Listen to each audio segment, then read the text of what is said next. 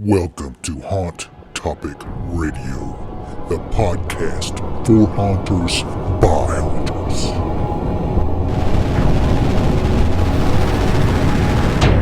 These are our scary visions.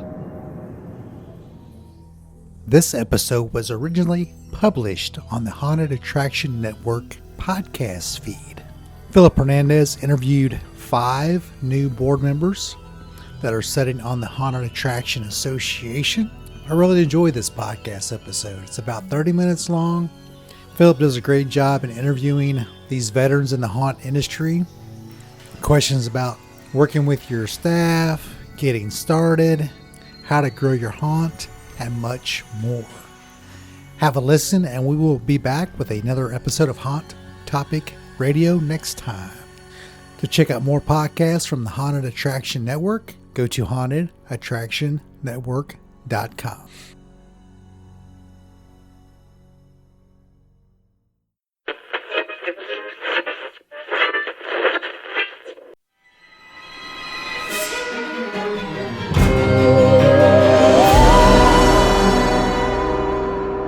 The Haunted Attraction Association has 5 new board members, and they're eager to share their knowledge with you.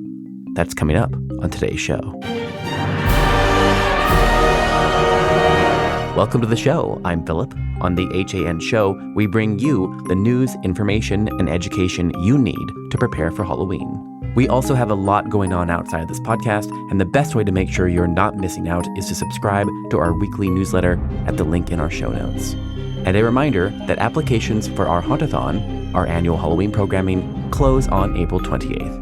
Apply at hauntathon.info. All right, the Haunted Attraction Association has 5 new board members, and each has a unique specialty that you can learn from to make sure this season will be your best yet. So today, we'll hear takeaways from each new board member. We'll start with Tyler and the customer experience, followed by hiring, temporary installations, safety, and leadership development. We'll finish with advice for younger haunters looking to turn pro. Ready? Here's Tyler. My name's Tyler Kozar. I am the COO of 100 Acres Manor in Pittsburgh, PA, co-owner of Mortem Manor, which is a year-round attraction in Orlando, Florida, also co-owner of Postmortem Horror Boutique, and the manager for Nethercraft, which is now NCV Creative Vacuum Forum. You definitely sit at the intersection between not just haunted attractions, but vendors, as well as with the Horror Boutique, talking to really more of the mainstream audiences. So you definitely have that viewpoint on the customer experience. And I wanted to ask you about that. Can you tell me, what do you think is the biggest misconception that haunters have about the customer experience? So I think customer experience always gets pushed to the wayside. We always build the biggest sets and the coolest things and put them in our haunted house, but we don't think about the customer experience starts when they first see your first ad. So they see your ad on social media or wherever you're advertising. That's when they first get engaged with your brand. So the experience starts at that moment.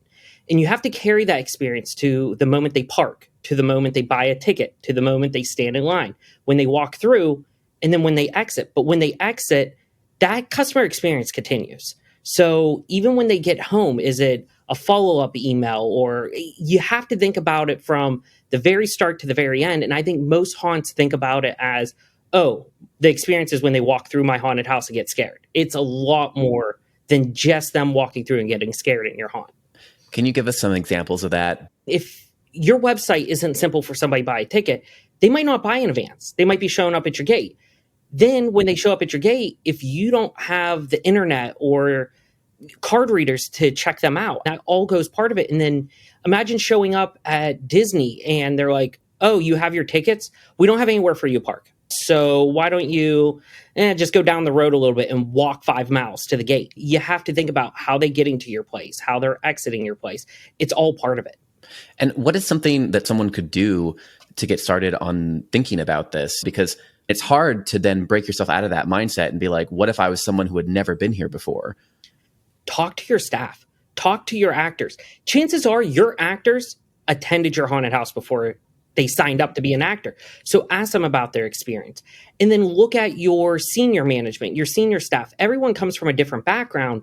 So somebody, for example, the guy who does our parking at 100 Acres, he works for a large venue here in Pittsburgh that the Penguins play at and all that, and he ushers people. So he understands large volumes and moving people and dealing with the general public. So look at your staff as a starting point. The first touch point is the entry-level positions. They're the people that usually receive the first complaints from guests, right? That's exactly it. Your parking people are going to hear about how confused people were finding you or how hard it was to buy a ticket. And then your ticket booth people are going to hear about, oh, I couldn't buy my ticket online because of this reason or that reason. So your staff hears everything before it even circles back to you as an owner or manager. It all stems from those people first. You mentioned the marketing as well as a piece of that. And I know that we hear all the time, like, carry your story through your marketing, but I don't think that's not really what you're talking about. Right? Is it more like if people are asking you questions in your Instagram DMs that you're answering them? That's exactly it. Answer the DMs. And then, yeah, you want to carry this continuous story, but also answer some of the questions people have just with a simple post of, we are open, rain or shine. You can break your story a little bit just to let people know, yes, we are open, rain or shine. Or if something major happens in your community, put out a post updating them about it. Get involved with people outside of just, oh, we're going to scare you and get you out our door.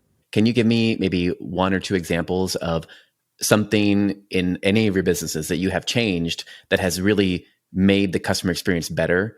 We really do care about what our customers have to say. We would stand out in the parking lot as managers and we'll hear people like, I don't know where to go. We've learned, oh, we have to put a person here standing. But the biggest thing is that person can't be dressed in all black. They can't just be wearing a branded hoodie. We actually handed them traffic wands and light up vests because 90% of your people at your attraction are wearing black clothing. They're wearing spooky stuff. So we learned, oh, I got on staff and I didn't see anybody to help me find a ticket. Now you can't miss the person standing there with a blinky vest on and a blinky wand directing you where to go. It seems silly. It seems like one of those things that you want the front of your attraction to be all part of the experience. You got to break that a little bit to help people find where they need to go. What is something that you wish you knew when you were first starting in this industry? I wish I knew how complex it was in a way. Vendors do their best to get products out as quickly as possible. But we hit delays, same as the haunts who are building hit delays. People need to be understanding with one another and work together to come up with solutions. And I think that is what I've learned is how complex it is because there's very few haunts who are making their own animatronics, making their own everything from start to finish. We all rely on other people to help get products. What do you think is the barrier to that working together? I think it's education. I think asking vendors, are you importing your products from another country? Are you producing your own products? And then understanding what that means. If someone says, oh yeah, I import all of my fabric for my costumes, you as somebody purchasing that, you need to understand that a cargo ship can get lost at sea. Now your stuff's delayed 6 more weeks. You need to understand how the whole ecosystem works behind, okay, if you produce everything yourself, you might be paying a higher price if everything is made and not imported in. So you need to understand what that means for your business and also what that means for their business too. And that's not saying you shouldn't get things imported. One of our businesses, Postmortem, every vendor we buy from, everything we produce, a lot of it is overseas. So you have to understand how that all works together. My name is Shaylee Mudgett, and I am an owner-operator of the Fear PDX in Portland, Oregon, and RCFX, which is formerly known as Rip City FX, a special effects makeup company and set design. You're joining the board of directors at the Haunted Attraction Association. Not only are you a woman owner, but also you have that background in the vending space, and that's pretty unique. What is the opportunity here that you think to change the culture for women in the industry? Is that something you're thinking about? And what do you think the opportunity is there? That is one of my goals. Yes, absolutely. Because and not necessarily only in this industry, but just astigmatism worldwide is that you don't see a lot of prominent women owned establishments in particularly any industry. And not that I've ever really felt it in this industry, but just the stigmatism nationwide is showing women that you can succeed in a male dominated industry. And the haunted attraction industry is a male dominated industry. It is 100%. I have never felt disrespected by any male in the industry, but it's nice to show females that you can come into a male dominated industry and get respected and be seen as an equal. What do you think is the biggest misconception that haunters have when it comes to hiring and payroll and staffing? A lot of misconception is they're going to do one and done hiring. They're going to have tryouts and hire at the beginning of the season, and they're going to have those actors the entire season, and it's going to be great. Here to tell you, no, it's not. It is difficult. You have to hire throughout the whole entire season. And so not getting into that mindset of, oh, it's a one and done. This is breeze. I'm going to audition 100 people. We're going to keep 70 of them and I'm going to have them all season. No, you're not. By the end of the season, if you do not continually audition and bring new people in, you're probably going to end up with 20 by the end of the season. From our perspective as industry insiders or people that are passionate about it, from our perspective, right, we love haunted attractions. It's everything that we do. It's our life. But the odds are most of those people do not want to do haunted houses as their career. And so how can we make the jobs more appealing so that we can get in enough people to run our haunts? A lot of this is people in the community that do have those little quirks that are like, I'm not accepted anywhere. I'm going to go do this instead. And the haunted attraction industry embraces those kind of people because they're the ones that produce the best scares. And so making it more of a family environment, but obviously still keeping it professional, but then also supporting your actors, doing team building, doing potluck dinners every Friday or every Saturday, throwing award banquet type things at the end of the season with Scare It badges and stuff like that, where you get different badges for your actors. And that's what those seasoned actors are going to bring in that new blood of being like, hey, this is what we do at our attraction. This is how they support me. This is what they do. We have so much fun. And just making it a professional, fun environment to keep those people around. So it sounds like you're saying a lot of things to do to acknowledge the work that their hard doing. Work, because you are not an attraction without them. You can't run it on your own. You can't be in 50 scare positions at once. You are not going to have an attraction without them. Can you give me an example? Just really acknowledging what they did well. We're just constantly walking the grounds, checking in with people. Hey, what did you like? And so just keeping that information and sharing it with management staff so it can be brought out. And a lot of it is in those first moments before we open, during stretching and stuff like that. It's, hey, last week, this group of people said actor X did great, and just really acknowledging them in front of everybody and just bringing it to light in front and just hyping them up, basically. We've heard a lot of haunts talk about trying to move more into year-round operations, and a big reason for that is because it allows them to keep a year-round cast. Do you think that should be the goal, or what is the long-term solution to this? If your market can support it, absolutely. I think it is a good idea, for the simple fact that with us, we do have those off-season events, but it's not enough to carry those employment records into the next season. So it's every season we have to fill out new paperwork, get new I-9s, file new taxes, stuff like that. To where if your market can support it, it would be beneficial to keep a good core on. It's going to be a little bit lighter on them and less upkeep on paperwork and stuff like that. One of the most popular questions that we ask, we hear this a lot, is if a haunt is running as a volunteer, how do they transition, and should they transition into paying their team? It's really hit or miss on your market. If everybody in your area is volunteer, if you've got a good basis that you constantly have a good turnout on that, great if that works for you. Today's day and age, a lot of people don't want to volunteer for things. They don't want to do something unless they're getting paid. That's hard. And so transitioning into a volunteer to a paid attraction, it's hard. It's difficult. I did a lot of it on my own. A lot of stumbling blocks, a lot of research, making sure you know your laws, what paperwork you have to file, what paperwork you have to keep on hand, for how long you have to keep it on hand. Once one big haunt in your area goes paid, you're eventually going to have to go paid as well, because you're not going to have those volunteers. I want to say we were one of the first in our area to go paid, and it forced a lot of other attractions in the area, whether they were big or smaller or whatnot, that they were losing their actors because they were getting paid. And so it changed the tables here for that.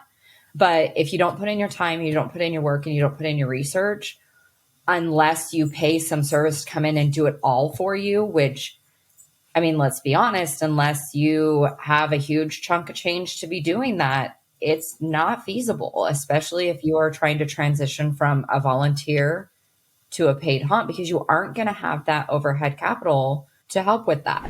So my name is Mike Quill. I run 2 attractions up here in Massachusetts. One is called Feartown Haunted House, and the other is Factory of Terror. I started Feartown Haunted House in 2013. That is a temporary setup. We started super small, but it's grown to be a multi-attraction event now. We have 3 haunted houses in a midway that's all setup takedown. So we're very familiar with the temporary setup takedown procedure and all that.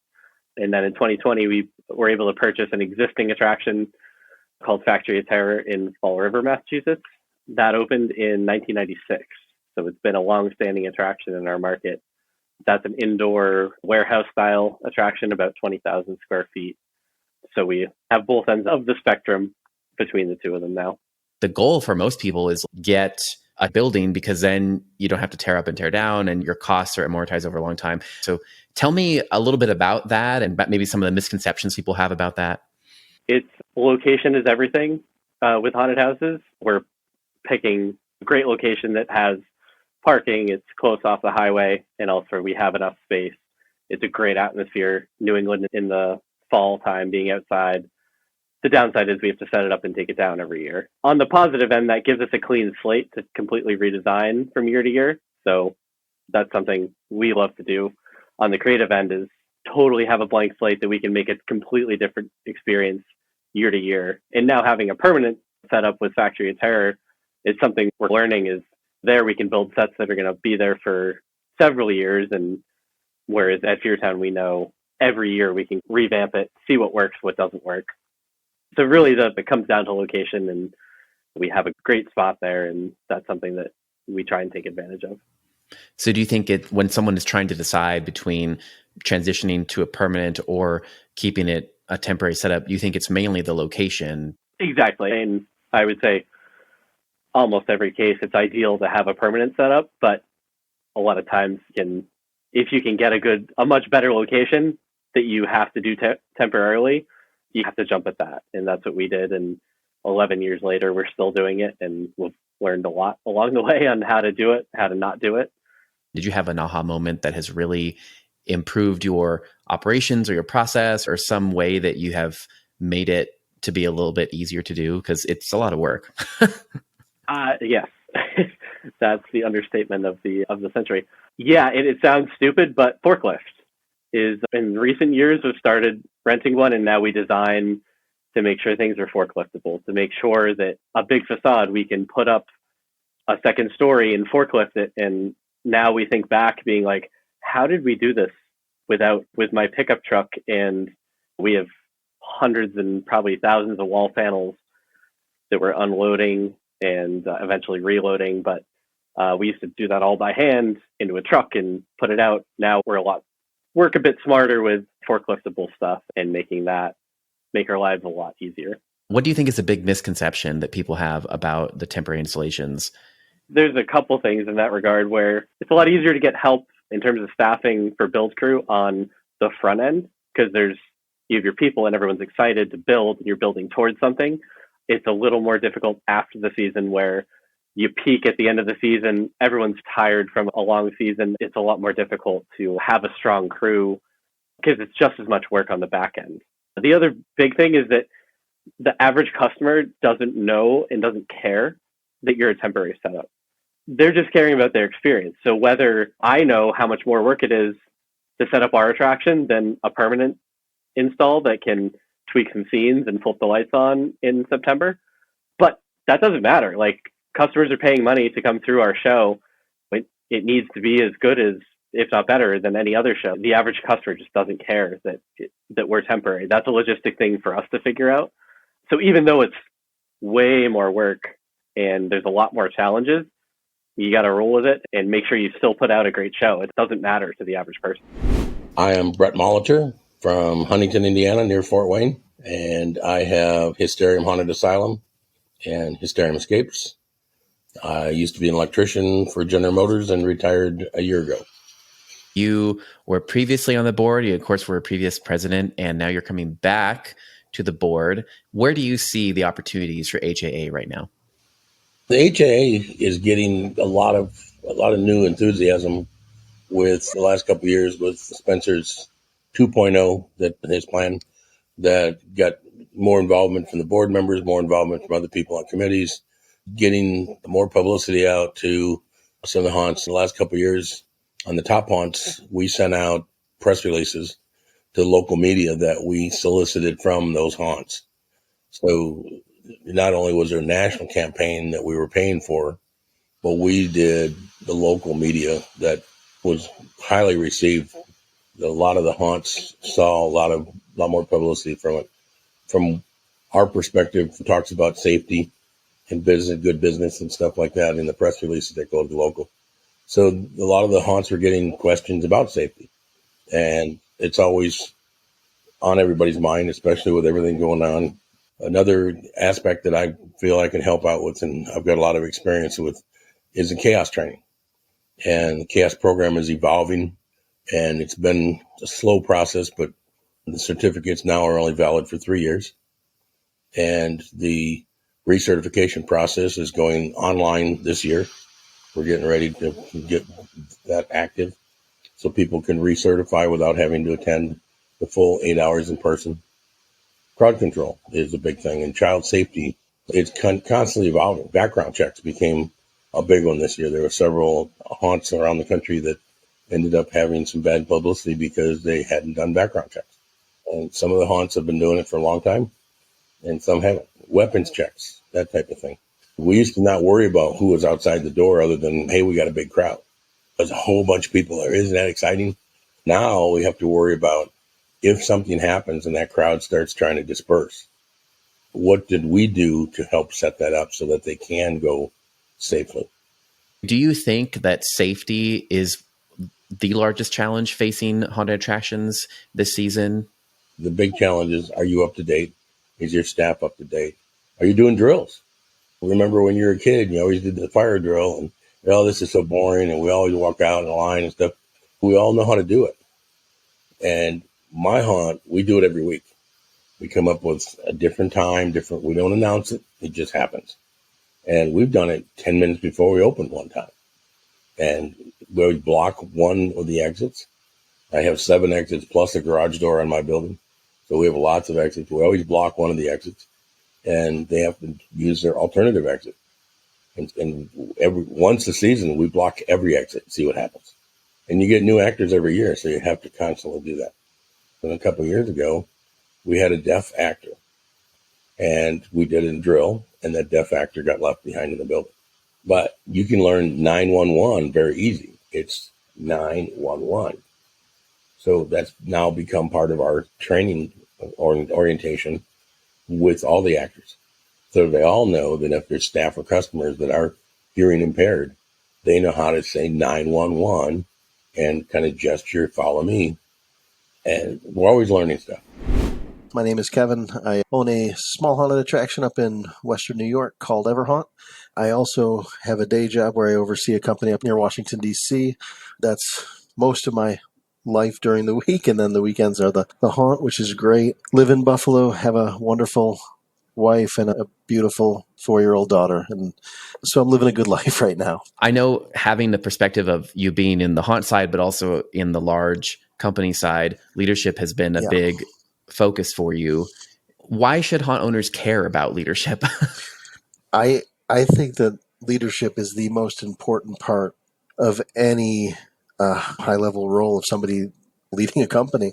If you could create a culture that is about your team and serving them, I'm a firm believer, and it's worked for me my entire life, that everything else falls into place.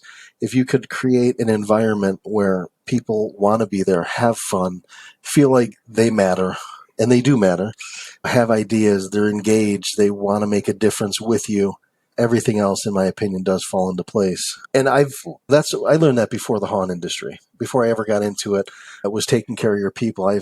Servant leadership now is a big thing that's come around over the years, but this is for the last 15, 20 years, that's what I focused on. And what I've noticed is in the haunt industry, it's even that much more important to take care of your people and make sure that the culture is a strong one that puts them first, not you, not your money, not anything like that. It's about the people and your customers, obviously, and your guests. But anyways, the leadership is so important. From your perspective, what does culture actually mean in a haunt capacity? To me, again, it goes back to having a heart. I know that sounds like a weird thing to say, but if you walk in or go to our orientation of our haunt or walk in the back rooms, there's giant pictures of all of us together, and there's this culture of family. And it means more than any dollar coming through the door. Look, at the end of the day, we know that's important. We have to do that to make sure that we have the place. But at the end of the day, if you could create a family that truly cares about each other, that truly buys into what you're doing and truly feels like they're making a difference or part of something bigger, then that's a culture that I think people want to be at. If you look at our retention rates from our first year, my guess is 85% of those people are still with us. And we very rarely lose people. Just you create that environment where people want to be, are having fun, and you're letting them be themselves. That's truly in my opinion, what a great culture is about. How do you know when you might have room to improve your culture? I don't think back to the haunt much in this regard, but I worked for a company many years ago where you come in and the culture is the team members are wore down, they're beat up, they feel like they're not appreciated, and so on and so forth. You can tell pretty quickly just by if the team is happy or not. If they're laughing, if you walk around and they're having a good time and they enjoy being there. We've had to go into some buildings and turn some pretty bad cultures around that were quite toxic, and the managers truly weren't doing it other than for a paycheck. There's an old way of management. It's the old iron fist management. And that might have worked 20, 25 years ago. But the world's changed. People have changed. And you need to change with those times. And if you don't, unfortunately, you're going to lose people. They're going to go they're going to go work somewhere else. They're going to go do something else. So it's always about I'll say it again, the firm belief that if you put people first, then everything else falls into place. So if an owner is listening and they're thinking like, how do I start? Honestly, this is going to sound silly, but the first step is getting to know everybody on your team inside and out, not just through the interview process. Okay, so I met Jim in the interview process. He told me that he loves haunted houses and he can do this and that, but no, it's what makes that person go. You should be able to look at anybody on your team at any point and know what makes them happiest and what makes them snap out of a mood, or if they're in a rough mood, or really, I know it sounds so basic, but you get to know every single person inside and out. And that to me is the first step of creating a culture where those people matter first and they are the most important thing. And by the way, this isn't always rainbows and butterflies. And look, you might have somebody who doesn't work. And I always say that you have to do your best to make that person part of the team. But if it's not going to work, one person can always also sink a ship. You know what I mean? So there's a lot of that as well.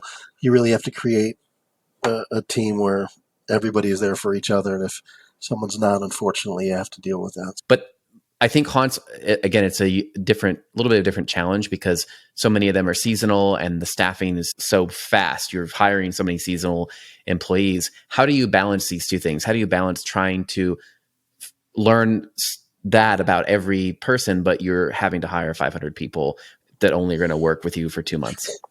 So I'm fortunate. I don't have 500 people. I don't have 100 people. I'm lucky a little bit there. Some of these big haunts, obviously, you're going to have to get like-minded leaders that are speaking the same language that you speak. But yeah, I think you could do a lot through the interview process, a lot through the orientation and onboarding processes that you have. Literally, we set this culture up in our orientation. So this is how we are. This is how it's going to be. This is what our building believes in. We set that up from the beginning. Obviously, with us, we've been fortunate to have many of the same people year after year, which makes it easy. Usually, there's 5 or 10 people that circle in and circle out, but that's about it. But as far as the bigger haunt owners, I would just make sure your executive team is on the same page, that has the same vision that you have, and able to you break it down a little bit further. So that way it's not you against 500 people. You mentioned the short time frame of being seasonal employees. I don't think that matters one bit. I just think that team members are people who come to work at haunts are just like anybody who works a full-time. Everyone's working a job, and the seasonality of it, maybe that's even easier to create a culture that is better because maybe they're not expecting that. Finally, I asked each new board member what advice they'd give to a younger haunter trying to make a career in haunted attractions. You have to plan for what's your end goal. For 100 Acres Manor, it started as a 501c3 with Ted and Bill, who started it. They thought, we're only going to put through 100 people and donate $100 to charity. To date, it's $2.8 million to Pittsburgh charities donated. It's where do you see your business growing? Where do you see it ending? I think that's all things you have to consider. If you're starting a nonprofit to raise money in your backyard, how much money are you trying to raise? How many people are you trying to put through? And how you're going to achieve that goal. It's hard to say when is a good time to know your end goal, but I think it's something you need to think about from the start of, do I want this to always be a nonprofit and grow into a for-profit? Do I always want to be a brick and mortar store, or do I want to grow it? And have a thought in the back of your head of, okay, if this does take off, what's the next step? What's our next plan? And then if it doesn't work, what are you going to do? Are you, okay, my haunt's not growing that much. Am I going to partner with a haunt next to me? And we expand our shows and we join up. If you're experiencing the pain, chances are your person right next to you are too. So is it working together to create a unique experience that people can do both haunts in one night? There are those one-offs that they decide they want to do this and they're successful out of the gate. But that's maybe going to be 5 out of 100 people. So knowing that you're going to stumble, you're going to have a hard time, and know there's going to be stumbling blocks, and don't give up. Where you start doesn't matter. Where you came from doesn't matter. It's your dedication and your drive and your passion about what you want to do and where you want to see yourself, and never giving up. That's like the women in the industry. You've got to have that drive. You've got to have that grit. You've got to have that determination. You are going to get knocked down. You are going to get knocked on your butt. It's a matter of getting knocked down 9 times and getting up 10. This is my dream as a kid, was to run a haunted house, as weird as that is. But how much you can learn from other people. We're super lucky that this industry, with things like the Haunted Attraction Network and information, is out there. People are so willing to share things, and a lot you can learn just from working in the industry. You're not going to get probably paid a ton, but if you can just get involved, the information and the lessons you'll learn, if this is something you want to continue on doing, you can learn so much. And there's nothing like just learning on working in an attraction, seeing how things actually are. And it's very eye-opening. And that was something when I knew I wanted to do this, and it was, do I get a real job for a while and try and then get into it? And I was just terrified that I was going to get too comfortable in that life and not go towards my passion. It's not ideal in a lot of ways, but I just went into it kind of head first as much as I could. And, it's such a great industry to learn from other people that it's great to be able to take advantage of that. Follow your passion. If it's acting, learn the acting. If it's makeup, learn the makeup. And that's going in early, learning with the makeup people, attending the training sessions, going to the different cons and the different shows, doing that type of stuff. And then at some point, if they decide they don't want to become a manager and owner, then get involved that way. But find out what you need to do. Learn budgets, learn staff management, learn customer service, and start slow. I did a corn maze for a few years, and every year we got bigger and better every year. It's very easy on the budget that way. And you keep reinvesting in the business. If you try to do everything like Disney World all at once, it's pretty tough. It's that your high fail rate. But if you start slow and start small and build from there, and you might only have a show that's a few minutes long and a few dollars, but every year you keep getting bigger and more complicated, and that's the way to grow. Obviously, go out and learn before you do it. Before we opened up, I traveled, this is not an exaggeration, 170,000 miles. I met haunt owners across the country. I got to learn from people like Bill at Fearfest in Missouri. His haunt was Necropolis. It's great. Matt at Penhurst and Rich at Brighton Asylum and Brent at Planet Doom and so many. I would say network, get to know some haunt owners, get some experience, start to learn that stuff. But also, more importantly, take your time, because there's a lot of unexpected things that come up. You think you're going to make money in 3 years, it's going to be 5 years. Or make sure that you're able to do that. If you budget X amount of dollars, whatever that is, budget another 50% more, because the things that come up that we didn't know were going to come up. And the haunt owners prepared us. They said, oh, expect the unexpected because it's going to happen. And I said, oh, no, I got this. I've run businesses for a long time. I'm going to be fine. I got this all on paper. I have my 10,000, my 5,000 plan. And sure enough, they were 100% right.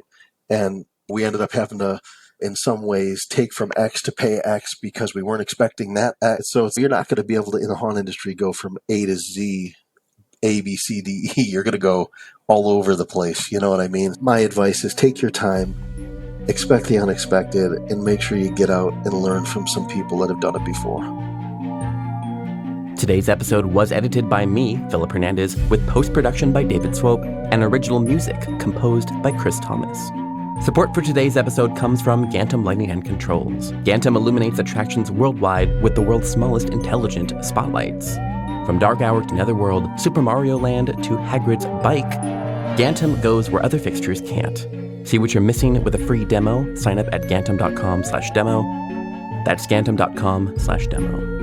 The HAN team includes Daryl Plunky, Emily Louise Rua, Megan Spells, Gavin Burns, and Omni Adventures.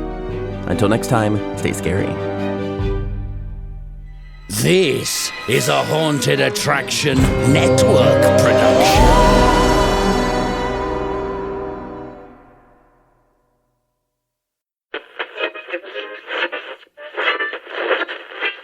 This podcast episode sponsored by Scare It Badges. Get your Scare Badges at scarebadges.com. Also sponsored by Haunters Toolbox. Take your haunt to the next level at haunterstoolbox.com.